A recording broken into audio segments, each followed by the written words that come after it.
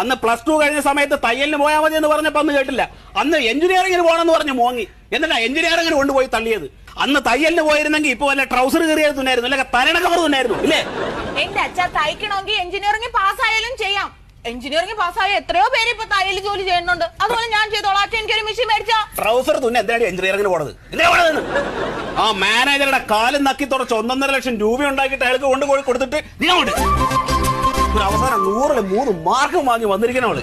എന്റെ അച്ഛ എന്റെ കൂടെ പഠിച്ചവർക്ക് 1-1.5 മാർക്ക്, എനിക്ക് 3 മാർക്കില്ലേ? അപ്പൊ ഞാനല്ലേ ഫസ്റ്റ്. എനിക്ക് ചൊറിഞ്ഞു വരുന്നുണ്ട്. അച്ഛൻ ചൊറിഞ്ഞു വരുമൊന്നും വേണ്ട. റീവാലുവേഷന് കൊടുത്താലേ ചിലപ്പോ എനിക്ക് ഫസ്റ്റ് ക്ലാസ് എങ്കിലും കിട്ടും. എന്തിനോട്? അതായത് എന്റെ മാർക്ക് പുനഃപരിശോധനയ്ക്ക് കൊടുത്താൽ മതി. എടി 3 മാസം ഗർഭിണിയാണെന്ന് ഒരു ഡോക്ടർ പറഞ്ഞിട്ട് വേറൊരു ഡോക്ടർക്ക് പൈസ കൊടുത്താൽ 9 മാസം എന്ന് പറഞ്ഞാൽ എഴുതി തരുമോ? എന്റെ അച്ഛ അങ്ങനെ സംഭവിച്ചിട്ടുണ്ട്.